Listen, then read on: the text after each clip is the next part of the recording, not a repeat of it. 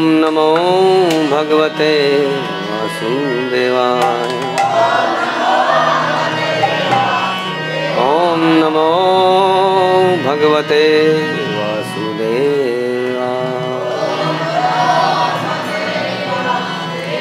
ओम अज्ञानतिमिरान्धस्य ज्ञानाञ्जनशलाकया चक्षुर्मिलितं येन तस्मै श्रीगुरुवे नमः। श्रीचैतन्यमनोभीष्टं स्थापितं येन भूतले स्वयं रूपः कदा मह्यं ददाति स्वपदान्तिकं।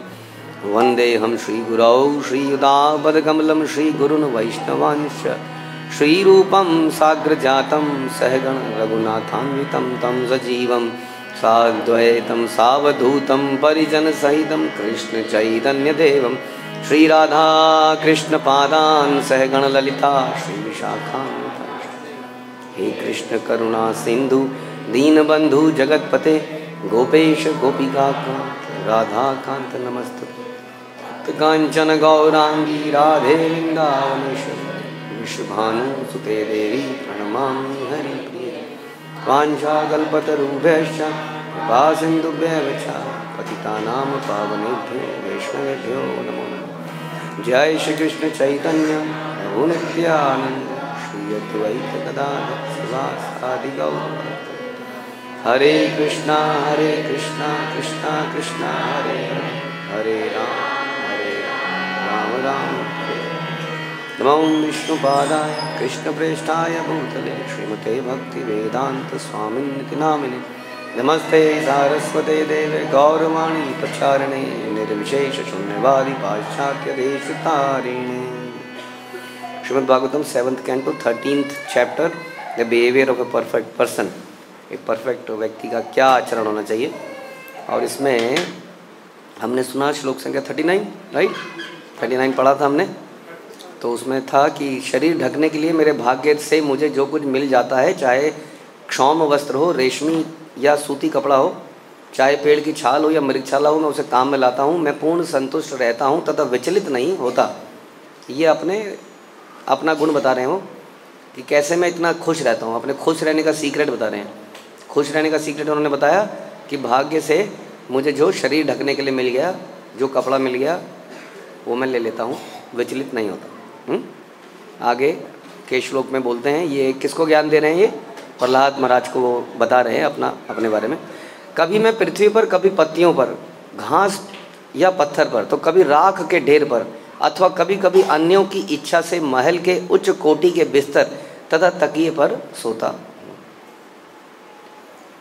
तो ये बड़ा इम्पोर्टेंट श्लोक है ये वाला भी, क्योंकि इसमें भी एक और इम्पोर्टेंट बात आई कि कभी कभी वो महल के उच्च कोटि के बिस्तर पर भी सोते हैं। तो प्रभुपाद से पहले या इवन भक्ति सिद्धांत सरस्वती पर हमारी परंपरा में एक युक्त वैराग्य का कॉन्सेप्ट है। उसका मतलब ये है कि हम लोग वस्तुओं को त्यागते नहीं हैं। हम लोग क्या करते हैं, वस्तुओं को भगवान की सेवा में लगाते। अगर हमने त्याग दिया तो इसका क्या मतलब है, त्यागना भी एक प्रकार का एक अटैचमेंट हो गया। किससे, रिनंसिएशन से, त्याग दिखाने की भावना से। त्याग भी एक प्रकार का ऐश्वर्य है। कई बार त्याग दिखाने के चक्कर में हम कई चीज़ें छोड़ देते हैं। तो हम लोग किसी छोड़ने की नियमाग्रह नहीं करते। हम लोग नियमों का पालन हम किस लिए करते हैं, ताकि भगवान प्रसन्न हो। लेकिन कई बार क्या होता है कि नियम का पालन इतना कठोर तरीके से कर लेते हैं या इस तरीके से कर लेते हैं कि नियम का ओरिजिनल पर्पस समाप्त हो जाता है। हाँ, तो जैसे व्रत अनुष्ठान इत्यादि, हम लोग भारतवर्ष में कितने सारे व्रत करते हैं, बच्चों को लिए, पति के लिए करते हैं कि नहीं करते हैं। कई बार तो व्यक्ति भक्ति में पूरी तरह से आने के बाद भी छुप छुपा के करता रहता है, वो पता चल जाता है इधर उधर से। तो ये व्रत का पालन का पर्पस क्या होना चाहिए, कैसा व्रत करना चाहिए हमें, बताइए हमें कैसा व्रत करना चाहिए। ऋषभ देव ने कुछ बताया इस बारे में अपने बच्चों को कि बच्चों, मैं तो अब तुम्हें राज्य काज संभालना है, तुम्हें तपस्या करनी पड़ेगी, तुम्हें व्रत इत्यादि अनुष्ठान करने होंगे। ये तपस्या कैसी होनी चाहिए,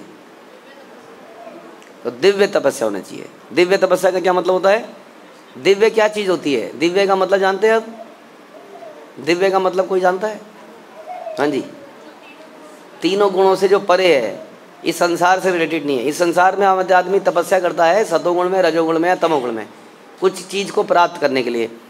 अब तमोगुण में वो हो सकता है बिल्कुल ही शराब को पीने के लिए तपस्या करे, रजोगुण में कोई बिल्डिंग प्राप्त करने के लिए, कार प्राप्त करने के लिए, और सतोगुण में सुख शांति, परिवार में शांति रहे। तो अलग अलग तरीके से आदमी तीनों गुणों के प्रभाव में भी तपस्याएं करता है। लेकिन दिव्य तपस्या क्या होती है? जो केवल भगवान की प्रसन्नता के लिए होती है, चाहे मेरा परिवार बढ़िया चले या बेकार चले, यही इसको शुद्ध भक्ति कहते हैं। तो ऐसी तपस्या करने के लिए ऋषभदेव अपने बच्चों को कहते हैं कि तुम्हें दिव्य तपस्या करनी चाहिए, साधारण तपस्या नहीं करनी चाहिए। साधारण तपस्या जानवर भी करता है कि नहीं? कितनी मेहनत करता है वो अपने परिवार को चलाने के लिए, वो भी तपस्या है। हम भी करते हैं। अभी पीछे हमने एग्जाम्पल कितने सारे सुने थे इन्हीं के द्वारा। हमने सुना था कि मधुमक्खी भी कितनी तपस्या करती है कि नहीं? यही इन्होंने ही एग्जाम्पल दिया था, अपने को चलाने के लिए पूरे दिन लगी रहती है। तो इसलिए, लेकिन फिर क्या करें? तो दिव्य तपस्या करने का मतलब यह है कि तपस्या का पर्पस क्लियर होना चाहिए कि पर्पस भगवान की संतुष्टि है। ज़बरदस्ती की तपस्या करनी चाहिए हमें। जैसे शिला प्रभुपाद ने आपसे नहीं बोला कि आपको चतुर्मास में दाढ़ी नहीं कटानी है या ऐसा कुछ करना है। बहुत कुछ करते हैं लोग, खाना पीना बंद कर देते हैं। तो प्रभुपाद ने इस पर फोकस क्यों नहीं किया? कारण बताइए। कोई कारण क्लियर नहीं है, शायद गलती से भूल गए। हाँ फिर नहीं तो क्या फिर? हाँ जी,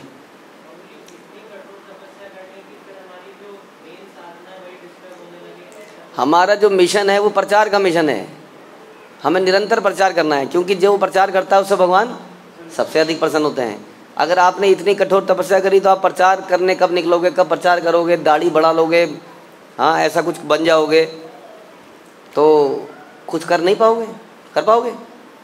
तो माना अगर ऐसा नियम है कि चतुर्मास में निकलना नहीं चाहिए, यात्रा नहीं करनी चाहिए, तो फिर उस नियम का उल्लंघन कर दें,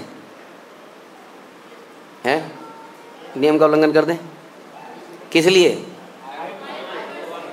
भगवान की प्रसन्नता के लिए, प्रचार करने के लिए निकलिए।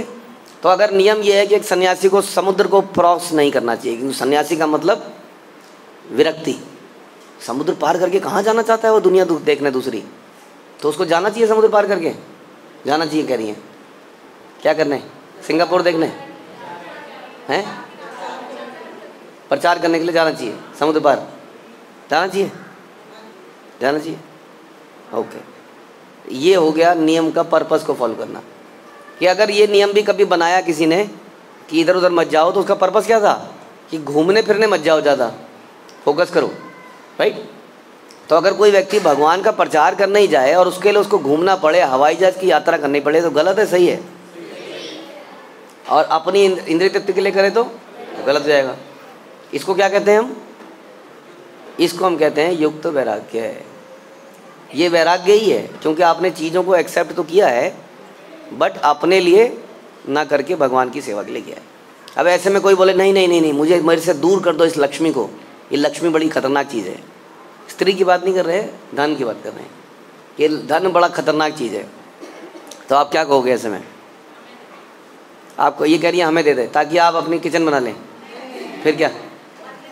ताकि आप मंदिर निर्माण के लिए दे दें, तो आप धन ले लोगे। और अगर करोड़ों में आ गया तो भी ले लोगे, घबराओगे नहीं उससे। तो वो धन प्रभाव नहीं डालेगा, अपना बुरा प्रभाव जो शास्त्र कहते हैं कि धन का बहुत खतरनाक प्रभाव है, वो नहीं डालेगा, क्योंकि वो हमने अपने लिए लगा रखा ही नहीं। अगर अपने लिए रखोगे तो क्या होगा? किसकी जगह बन जाएगी वो? कलयुग की जगह बन जाएगी। ऐसा कौन कहता है? ऐसा परीक्षित महाराज के साथ जो डिस्कशन हुआ कलयुग में, उसमें निकल के आया कि जहाँ पर धन है, संपत्ति है, वहीं पर कलयुग है। तो फिर वो बड़ा बुरा प्रभाव हमारे पर डालेगा। तो धन इसका मतलब बुरा है या अच्छा है? क्या है दोनों में से? मतलब अच्छा भी और बुरा भी है। वो कैसे उसको इस्तेमाल करते हैं उस पर डिपेंड करेगा। अच्छा है बुरा है ना, तो अच्छा है ना बुरा है। और देखा जाए तो अच्छा ही अच्छा है, और देखा जाए तो बुरा ही बुरा है। कैसे उसको हम लगाते हैं, उसी तरह से हमारी विद्या, पढ़ाई लिखाई, डिग्रियाँ अच्छी है बुरी है? अगर उसको भगवान की सेवा में लगाएंगे तो अच्छी है, नहीं तो बुरी है, राइट? इसी प्रकार से संसार की हर वस्तु को त्यागने की आवश्यकता है फिर, तो क्या त्याग है फिर त्याग त्याग त्याग क्यों बोला जाता है? हैं? इच्छा कौन सी? पैसे की इच्छा त्याग दें? वस्तु को भोग करने की इच्छा को त्याग दें। तो बच्चे कितने होने चाहिए? 1 2 5 6 8 10, बहुत सारे बच्चे होने चाहिए या बच्चे नहीं होने चाहिए? हैं? तो आंसर फिर वही है, बच्चे हों तो अच्छा है, ना हो तो अच्छा है। हों तो सेवा में लगाओ और ना हो तो खुद को सेवा में लगाओ।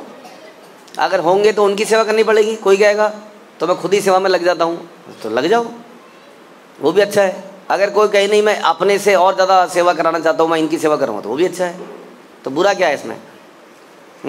बच्चा होना बुरा है या ना होना बुरा है? हैं? होना अच्छा है, ना होना अच्छा नहीं है। तो इसका मतलब जितने भी ब्रह्मचारी सन्यासी बने ये सब बेकार आदमी हैं सारे, जिन्होंने बच्चे ही नहीं करे, बेकार हो गए। आपने कहा होना अच्छा है, ना होना अच्छा नहीं है। तो होना अच्छा है या ना होना अच्छा है? दोनों ही अच्छे हैं, डिपेंड करता है भगवान की सेवा में कैसे। लड़का होना अच्छी है या लड़की होना अच्छी है? लड़की बचाओ, लड़की बचाओ तो लड़के को मार दें, तो लड़के को बचाएं तो लड़की को मार दें। लड़की हो या लड़का हो, दोनों हो, दोनों परिवार में पूरा परिवार हो जाता कि है। क्या होना चाहिए? तो फिर ये सब बातों में आप कह रहे हो दोनों बराबर है, तो शुभ लाभ क्या है दुनिया में? शुभ लाभ नाम की क्या चीज है बताइए? शुभ लाभ क्या है ये पूछा हमने। शुभ लाभ क्या है बताओ जल्दी। सभी शुभ है और सभी अशुभ भी है। फिर शुभ और शुभ कैसे बनता है? जो हम भगवान की सेवा में लगाएं वो शुभ है, नहीं तो अशुभ है। हाँ, तो फिर दिवाली में आप शुभ लाभ लिखोगे अपने घर के बाहर? हाँ, लिखोगे? शुभ आएगा एनी टाइम। शुभ है, जब तक भगवान की सेवा में लग रहा है तब तक वो चीज़ वैसी शुभ है। तो संसार में वास्तव में कोई पूजा पाठ अनुष्ठान करने की आवश्यकता ही नहीं है यदि हम चीज़ों को भगवान की सेवा में लगा दें, उन्हीं की सेवा में लगा दें। तो कोई भी चीज़ अशुभ है ही नहीं संसार में। और अगर ना लगाएं तो कोई चीज़ शुभ नहीं है संसार में, कोई भी चीज़ शुभ नहीं है।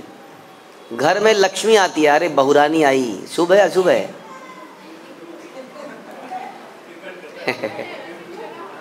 है कि नहीं? वही लक्ष्मी शुभ भी बन जाएगी, वही लक्ष्मी महाकाली भी बन जाएगी, नहीं? तो इस तरीके से संसार की हर वस्तु शुभ है अशुभ है, ये डिपेंड करेगा कि हम उसका इस्तेमाल कैसे करें। तो फिर हम जीवन में जब जिए तो धन की इच्छा करें, सुख समृद्धि की इच्छा करें, सुविधाओं की इच्छा करें या ना करें? ना करें। तो हम प्रचार के लिए प्रिंटिंग प्रेस ना खरीदें, सुविधा हो गई हो तो हाथ से लिखें सारे ग्रंथ। हमने कुछ बोला? हमने कहा सुविधाओं की इच्छा करें ना करें, आपने कहा ना करें। तो फिर ये हॉल क्यों बनाया? इस हॉल की जरूरत है? बाहर सड़क में जाके बैठ जाते हैं कथा करने के लिए।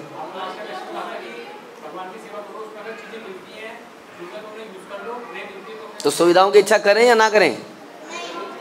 अभी भी मना कर रहे हैं, तो सड़क में बैठ जाए जाके।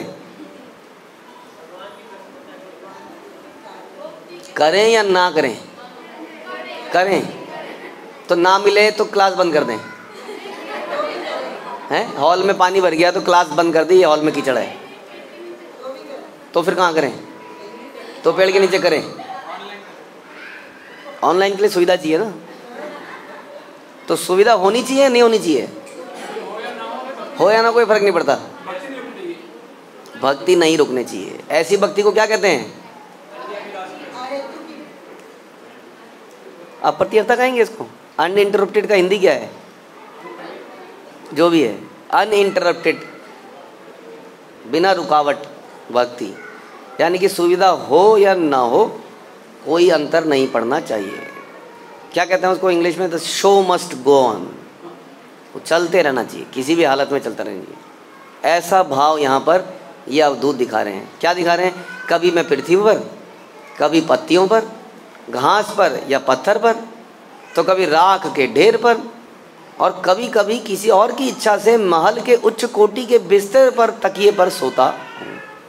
तो ये बिस्तर पर तकिए पे सोने पे भी मना नहीं करते कि कह रहे कहीं गए, कथा करने प्रवचन गए, वहाँ उसने सुला दिया, अच्छा बिस्तर था, उसकी कथा ख़त्म हो गई, अगले दिन सड़क पे निकल गए तो वो पेड़ के नीचे सो गए। तो उन्होंने उस बिस्तर को भी मना नहीं किया, सुविधा मिल गई तो मना नहीं किया, ले ली, और नहीं मिली तो कोई बात नहीं। और ऐसे ही भक्ति सिद्धांत सरस्वती ठाकुर, हम बात कर रहे थे कि हमारी परंपरा में एक खास मूड है कि भक्ति सिद्धांत सरस्वती ठाकुर वृंदावन कौन सी कार में गए थे? Rolls Royce. आज की डेट में भी थोड़ा उसका नाम है, ऐसी कार में उस ज़माने में गए थे। हाँ, और ही वॉज अ सन्यासी। सोचिए, ऐसा व्यक्ति कार में, वो भी ऐसी कार में जाता है उस ज़माने में। अब तो फिर भी मामला बहुत ही डिफरेंट है, तो कितना लोग कहेंगे, कितना सुनाएंगे। और उसी तरह से जब प्रभुपाद विदेश में गए, हाँ, तो 7 समुंदर पार, जैसे मैंने बोला, एक ब्रह्मचारी, एक सन्यासी नहीं जा सकता है माना, और वो गए, और वो पता नहीं कितनी बार गए, 14 बार चक्कर मारे। तो ये सब उन्होंने भगवान की प्रसन्नता के लिए किया। उसी तरह से हमारे जीवन में हमने चर्चा भी करी थी, हमारा ऑल्टर कितना ही फुट का होना चाहिए? कम से कम कितने फुट का होना चाहिए? 5 या 6? 6 का है ना, 6 फुट का या 7? तो किसी का कमरा अगर 6 फुट का हो तो वो 6 फुट ऑल्टर कैसे बनाए उसमें? हैं? ये कह रही है ऑल्टर की जरूरत ही क्या है? ऐसे तो फिर ऑल्टर बनाना नहीं चाहिए, हमें बनाना चाहिए। तो कितना बड़ा बनाना चाहिए? छोटा बनाना चाहिए, ताकि ड्रॉअर में आ जाए।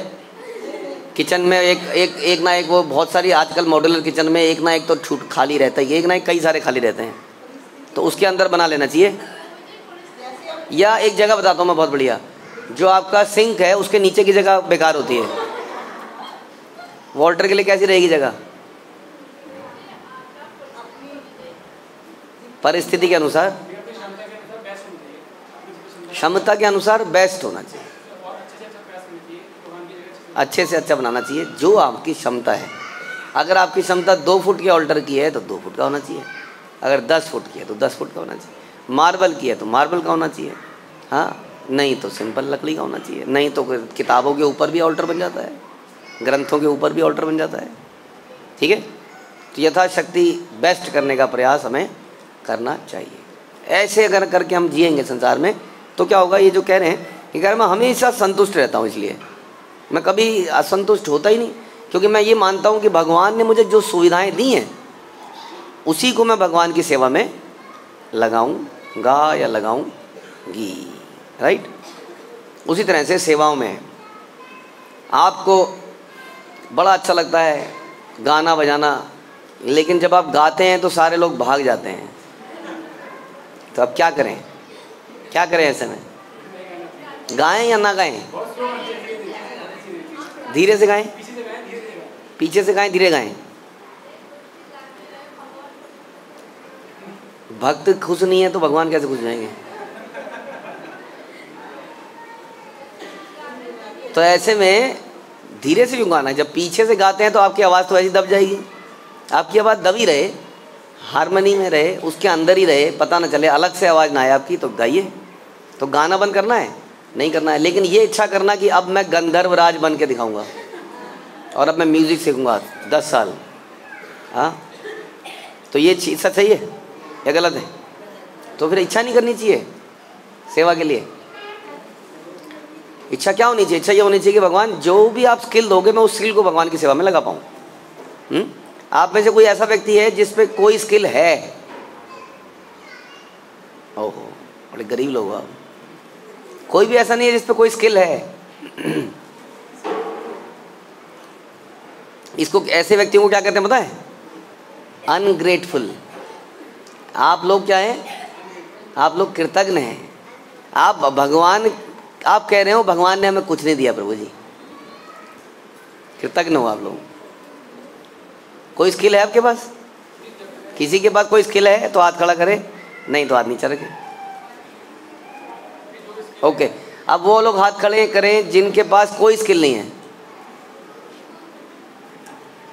इसका मतलब हाथ है ही नहीं, ठाकुर ने हाथ जो है काट दिए हैं। हाँ जी, शिवम प्रभु क्या स्किल है आपके पास, है या नहीं है? क्या बोला आपने? नहीं है। शिवम प्रभु कह रहे हैं मुझे कोई स्किल नहीं दी, भगवान ने बहुत नाइंसाफ़ी हुई मेरे साथ, बहुत गलत हुआ मेरे साथ। मुझे गाना नहीं सिखाया, मुझे मृदंग नहीं सिखाया, भगवान ने कुछ नहीं दिया मुझे। हाँ जी, और आप पे है स्किल, किसी पे और पे स्किल है? इन पे भी कोई स्किल नहीं है। बहुत ही दुख की बात है कि इतने सालों की ट्रेनिंग के बाद मैं आप लोगों को ये सिखा पाया कि आप लोगों के पास कुछ नहीं है। तो आप क्यों नहीं काली माँ या कहीं किसी देवता के पास जाते कोई स्किल को लेने के लिए? काला जादू ही सीख लो, हैं? कोई स्किल अर्जित करो फिर आप लोग जाके कहीं। भगवान ने तो दिया नहीं आपको कुछ। बड़े दुख की बात है। मेरे पास तो स्किल है, मेरे को भगवान ने ये होंठ दिए हैं, मैं ऐसे हंस देता हूँ तो सामने वाला खुश हो जाता है।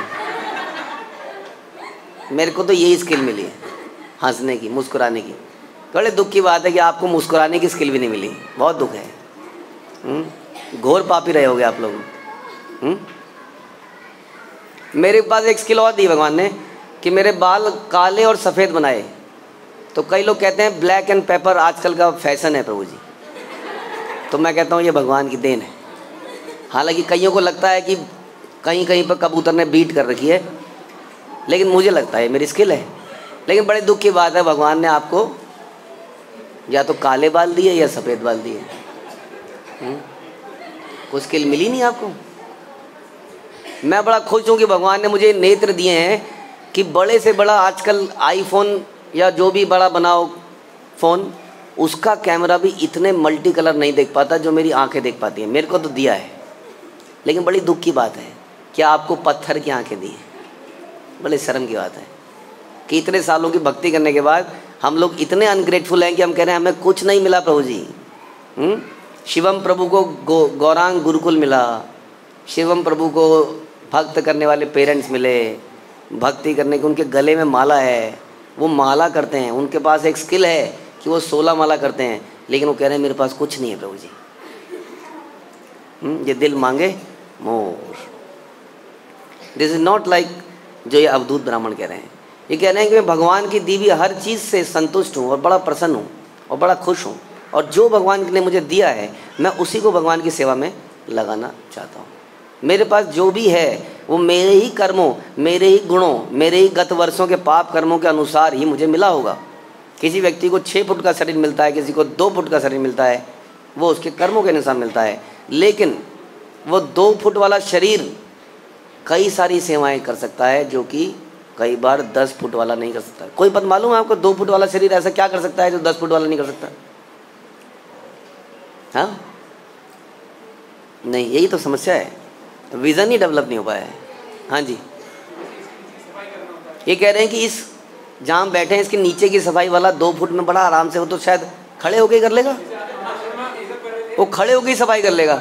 और 10 फुट वाला 5 मिनट करेगा, कहेगा पागल बना रखा है यहाँ पर, हाँ कमर में दर्द हो गया, सफाई नहीं कर पाएगा इसकी, वो कर पाएगा। जिसकी बीवी छोटी उसका भी बड़ा नाम है। तो यानी कि जहाँ क्या कहते हैं वो, जहाँ काम आए सुई क्या करे तलवार, सुना है आप लोगों ने कहावत? तो इस प्रकार से हमें भगवान ने जो दिया है वो हमारी योग्यता के अनुसार मिला है। अगर हम ऐसा नहीं मानते हैं और हम ग्लानि करते हैं, काश इन दांतों में गैप ना होता, काश इस गले में छन से आवाज़ आ रही होती जब मैं गाता, तो हाँ काश ऐसा होता, काश ऐसा होता, काश तुम ऐसी होती, काश तुम ऐसी होती। तो इसका मतलब मुझे भगवान पे क्या नहीं है? ट्रस्ट नहीं है। भगवान ने कहीं नाइंसाफ़ी करी। कहते हैं ना कि जब बुद्धि बट रही थी तो तू क्या घास चरने गया था? तो ज़रूर जब बट रहा होगा, भगवान बांट रहे होंगे ना। ऐसे हो सकता है, भगवान के पास टाइम वाइम तो है नहीं, तो भगवान बुद्धि, स्किल, गाना बजाना, रूप ऐसे फेंकते हो। अब उस फेंकने में मैं वहाँ पहुँच नहीं पाया तो रह गया। ऐसे होता होगा कि नहीं? भगवान ऐसे तो फेंकते होंगे चीज़ें, नहीं?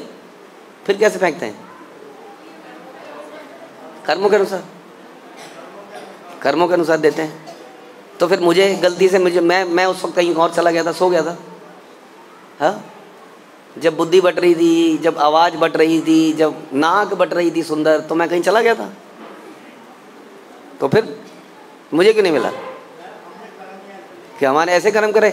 अब क्या करें? रोए, माथा पीटे, हाय हाय, क्या करें? अब क्या करें? कर्म सुधारें ताकि अगली बार अच्छी नाक मिले। फिर क्या करें? अब ये कह रहे हैं कर्म सुधारें, जो मिला है उसको सेवा में लगाएं। लेकिन आपको तो कुछ मिला ही नहीं, आपने तो हाथ ही नहीं खड़ा किया, आपको तो कुछ मिला ही नहीं, दरिद्र बेचारे। क्या करें? आपको बहुत अफसोस, कुछ दिया ही नहीं भगवान ने आपको। दिया है आपको? कुछ दिया है? उसको भगवान की सेवा में लगा सकते हो, तो मुझे भगवान की सेवा में लगाओ। मुझे पालकी पे लगाओ और पीछे से चाबुक मारो और ऊपर से भगवान का विग्रह, तब मैं सेवा करूँगा। तो इस प्रकार से हम सभी को ये ध्यान रखना चाहिए, जो यहाँ पर ये अवधूत ब्राह्मण बता रहे हैं कि हम सभी को जीवन में बहुत कुछ मिला है। कुछ नहीं, अगर आप सोचोगे तो समझ में आएगा कितना कुछ मिला है।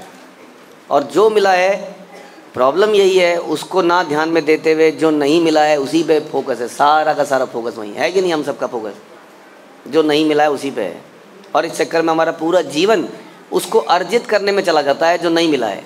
और जो मिला है वो भी हम भगवान की सेवा में नहीं लगा पाते। ये हमारा दुर्भाग्य है, ऐसा ये यहाँ पर बता रहे हैं। तो आप लोग प्रॉमिस करिए कि आप लोग अपने अंदर देखेंगे कि आपको क्या मिला है। तो आपके जो चेहरे लटके हुए हैं ये ग्रम्पी फेस, स्माइली फेस बन जाएंगे सारे। क्योंकि आदमी को जब लगता है ना मुझे कुछ प्राप्त हुआ है, तो वो हंसता रहता है, खुश रहता है। और लाला जी, मैं एक वो सुन रहा था कहीं पर कि एक आदमी जो है ना, आदमी की आदत क्या है? हमेशा ला तो लाला बन जाता है। तो क्या हुआ था, एक वो ऐसे लाला जी एक बार मर रहे थे, वो पानी में डूब रहे थे। तो एक आदमी आया कि उसको बचाओ बचाओ, नाव लेके 2-3 दोस्त आए, कह रहे ला हाथ दे, ला हाथ दे। नहीं दूंगा, नहीं दूंगा। तो बहुत उनको समझ नहीं आया क्या हो रहा है, मरने वाला है। तो उसने कहा ये ना, इसको, ये जीव की जो आदत है वो क्या है? लेने की है। इसको बोल ले हाथ ले। तो उसने कहा ले हाथ ले, तो उसने तुरंत हाथ पकड़ लिया, क्योंकि उसे लेना आता है। इसलिए हम लोग ये ध्यान कर पाएँ कि हमें मिला क्या है, और जो मिला है उसको दे पाएँ, भगवान की सेवा में लगा पाएँ। आपका ये जो शरीर है ये करोड़ों अरबों का है, कोई वैल्यू नहीं है इस शरीर की। कोई आदमी, इंसान ने इतनी टेक्नोलॉजी बना ली, वो शरीर का रेप्लिका बना ही नहीं पाता है। वो रोबोट को अगर आप कंपेयर करोगे इंसान से, तो कहाँ कंपैरिजन है बताइए? हाँ, हम सब लोगों को ऐसा बहुमूल्य शरीर, वो तो क्या करें, वो मिल गया है ना, वो घर में घर की मुर्गी दाल बराबर। सोच ही नहीं पा रहे हैं कि जॉइंट काम कैसे कर रहा है। जब डॉक्टर बोलते हैं जॉइंट को बदलना पड़ेगा, तब समझ में आता, ओ इतना बड़ा चीज़ थी ये, जो हमें ऐसी फ्री में मिली हुई थी। ऐसी न जाने क्या क्या हमें मिला हुआ है, लेकिन हम सारा ध्यान इसी में, ला ला ला, क्या नहीं मिला, और इस चक्कर में सारा जीवन हमारा बेकार हो जा रहा है। ठीक है जी? तो आप लोग याद करोगे इसको हमेशा कि हमें क्या मिला है, और उसको भगवान की सेवा में लगाओगे। ठीक है? हरे कृष्ण। श्रील प्रभुपाद की, ग्रंथराज श्रीमद् भागवतम की जय। कोई प्रश्न है आपका या कोई टिप्पणी है?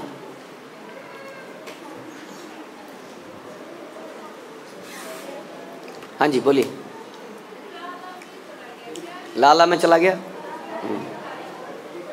यस, भगवान देंगे अपने आप, लाला नहीं करना है, अपने आप मिलता है।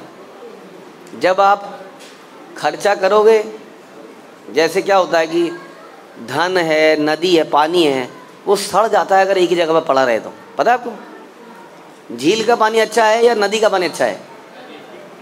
नदी का पानी अच्छा है। क्यों? रहता है। झील का पानी हो गया हम लोग, जिन्होंने अपने सारे असेट्स को, अपनी सारी चीज़ों को जकड़ के रखा हुआ है, देना नहीं चाहते हैं। नदी देती है तो फिर आता भी है। हाँ, आता है कि नहीं? झील में पानी का इनकम ज़्यादा है या नदी में? झील में आता है, कहीं किसी कोने से जरा जरा सा निकल के आ रहा होता है किसी कुंड में, और नदी में फ्लो आ रहा होता है। तो इसलिए जब आप दोगे तो पीछे से आएगा। थैंक यू मुझे अपना आज रूटीन पॉइंट जो मेन मैक्रो पे ले रहा था, तो आपने बताया कि कैसे हमें नियमों का पालन भक्तों की प्रसन्नता के लिए करना चाहिए, भगवान की प्रसन्नता के लिए करना चाहिए, ना कि इतना स्ट्रिक्ट हो जाना कि उससे जिसके लिए नियम बना रहे हैं वही डिस्प्यूज हो जाए। फिर आपने बताया कि कैसे जो हमारे पास जो भी चीज़ें हैं उसको भोगने की प्रवृत्ति को हटाकर भगवान की सेवा के लिए लगाना है, भक्तों की सेवा के लिए लगाना है। और उस पर सोचना है कि एक एक एक्टिविटीज़ घर से लेके ऑफिस तक कि हम क्या क्या एक्टिविटीज़ हैं या क्या क्या कार्य हैं, क्या क्या क्या चीज़ें हैं जो हम अपनी सेवा में लगा रहे हैं, ना कि भक्तों की सेवा में। फिर लास्ट में आपने ये बताया जो सबसे मेन चीज़ थी कि हमें कृतज्ञ नहीं बनना, कृतज्ञ बनना है हमें याद रखना है कि भगवान और गुरु की कृपा से हमें क्या क्या चीज़ मिली है और क्या क्या स्किल्स हमारे पास हैं और उस पर फोकस करके उसके हिसाब से हमें सेवा करनी है और फिर हमेशा प्रसन्नचित रहना जैसे आप रहते हैं। थैंक यू जी। हरे कृष्ण। हरे कृष्ण जी। माधव प्रभु। हरे कृष्ण प्रभु जी, धन्यवाद। थैंक यू प्रभु जी, इतने अच्छे लेक्चर के लिए। आज का लेक्चर मेरा 1 पॉइंट था, हमें अपने कर्मों के हिसाब से शरीर मिलता है। हरे कृष्ण प्रभु जी। हरे कृष्ण।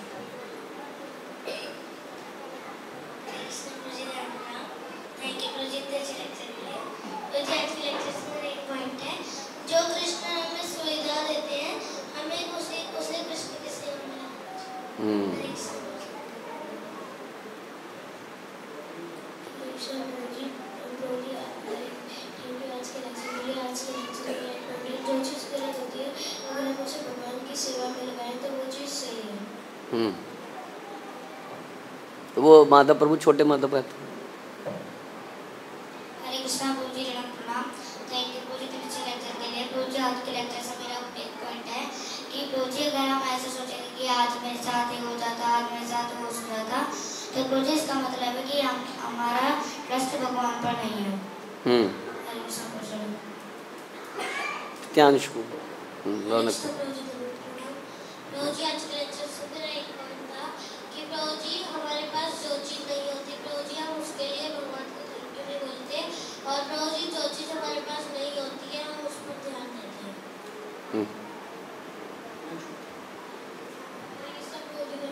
थैंक यू प्रभु जी, प्रभु जी आज के लेक्चर से मेरा 1 पॉइंट है, हमें अपने भोग करने की इच्छा को समाप्त करना होगा। ओके। हरे कृष्ण प्रभु जी, प्रणाम। हरे कृष्ण प्रभु जी, थैंक यू प्रभु जी आज के लेक्चर के लिए। प्रभु जी, आज के लेक्चर से मेरा 1 पॉइंट था, प्रभु जी हमें भगवान ने कुछ कुछ दिया पर प्रभु जी हमें वो चीज़ दिखती नहीं है, हमें अपने अंदर झाँक के देखना पड़ेगा कि हमें भगवान ने क्या क्या दिया। हरे कृष्ण। हरे कृष्ण। हरे कृष्ण प्रभु जी, धन्यवाद। थैंक यू वेरी मच प्रभु जी, इतनी अच्छी क्लास के लिए। आज प्रभु जी सबसे पहले मैं अपने लिए युक्त वैराग्य का कॉन्सेप्ट मुझे समझ में आया। आप बता रहे थे कि सारी चीज़ों को भगवान कृष्ण के लिए इस्तेमाल करना और अपने लिए सारी चीज़, अपने भोग के लिए सारी चीज़ों को त्याग देना, यही युक्त वैराग्य का वास्तविक अर्थ है। और मुझे बहुत अच्छी चीज़ मुझे समझ में आई कि कई बार हम वैराग्य से भी आसक्त हो जाते हैं, क्योंकि वैराग्य भी अपने आप में ऐश्वर्य है। तो मैं ये नहीं करूँगा से बेहतर है मैं ये कृष्ण के लिए करूँगा, ये चीज़ हमें समझना होगा। और अगर हम कोई चीज़ ना करने से ज़्यादा अटैच्ड हैं, जो बल्कि उससे जो गुरु ने हमें भगवान के लिए करने को कहा है, इसका मतलब है हम गलत डायरेक्शन में जा रहे हैं। फिर प्रभु जी आपने हमें बताया कि शुभ अशुभ का जो कितना बड़ा मिसकंसेप्शन दुनिया में, जो भी चीज़ भगवान कृष्ण के लिए इस्तेमाल नहीं हो पा रही है, भले ही वो कितना बड़ा भौतिक ऐश्वर्य क्यों ना हो, वो सब कुछ अशुभ है। और हर छोटी से छोटी चीज़ जो भगवान की सेवा में प्रयोग में लाई जा सकती है वो वास्तव में शुभ है। इसीलिए हमें दिव्य तपस्या करना चाहिए, जिसका उद्देश्य केवल भगवान कृष्ण की और हमारे आध्यात्मिक गुरु की प्रसन्नता होता है। फिर प्रभु जी आप बता रहे थे कि हम जिन चीज़ों की इच्छा करते हैं उसका उद्देश्य केवल भगवान की सेवा करना होता है, और अगर वो हमें प्राप्त नहीं होती है तब भी हम सेवाएं करते रहते हैं। जैसे आपने बताया था कि प्रिंटिंग प्रेस के अगर प्रभुपाद गुरु परंपरा डिजाइन करी तो वो आध्यात्मिक इच्छा थी, जिसका उद्देश्य था भगवान की सेवा करना। परंतु अगर हमें कुछ नहीं मिलता है तो भी हम लोग भगवान की सेवा करते रहेंगे, यानी कि जो भी कृष्ण हमें अपनी इच्छा अनुसार देते हैं उन चीज़ों को हमें इस्तेमाल करना चाहिए उन्हीं की सेवा के लिए। और अंत में प्रभु जी रियलाइज कर पा रहा था कि वास्तव में आपने बहुत ही डीप पॉइंट आज आपकी कृपा समझ में आया कि ये शरीर मिलना भी अपने आप में बहुत बड़ा स्किल है। स्किल का मतलब केवल कोई बड़ी क्वालिटी नहीं होता है, हम देख पा रहे हैं भगवान के दर्शनों को, हम चल पा रहे हैं भगवान के धाम में, हम सेवा कर पा रहे हैं हाथों से, हम बोल पा रहे हैं नाम को, ये सब कुछ अपने आप में स्किल है। और इस स्किल की वैल्यू में तब समझ में आती है जब हम लोग डीपली कॉन्टेम्पलेट करते हैं। तो जो भी चीज़ हमें मिली है उसको हम गुरु के माध्यम से समझ सकते हैं, और उस स्किल को हमें पूरी तरह से भगवान की सेवा में लगाना है। और अंत में प्रभु जी रियलाइज हो रहा था कि जो हमें मिला है उस पर हम ध्यान नहीं देते हैं, और हम ध्यान देते हैं जो हमें नहीं मिला है, और इसके ऊपर ध्यान देते देते जो हमें मिला है उसे भगवान की सेवा में लगाना भूल जाते हैं। तो मैं प्रयास करूँगा मैं रोज़ मैं प्रार्थना करता हूँ आपसे सभी भक्तों से कि जो भी चीज़ें मुझको भगवान श्री कृष्ण ने प्रदान की है मैं उन सभी को उन्हीं की और समस्त गुरु परंपरा की सेवा में लगा पाऊँ। हरे कृष्ण। हरे कृष्ण।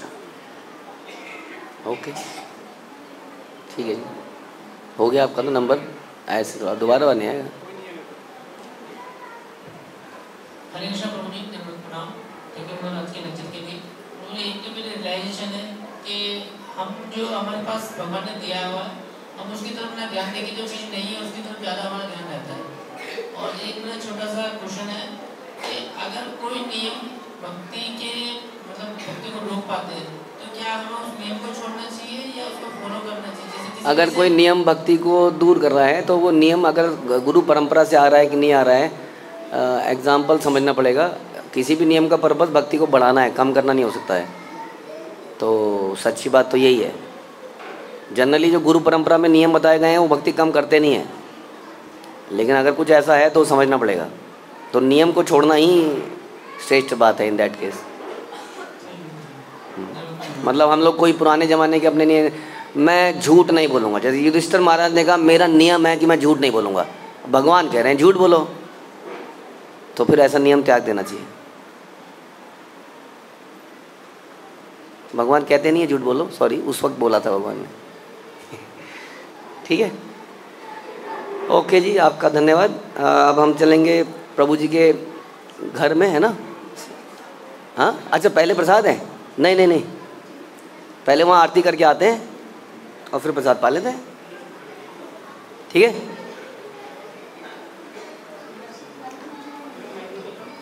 तो प्रभु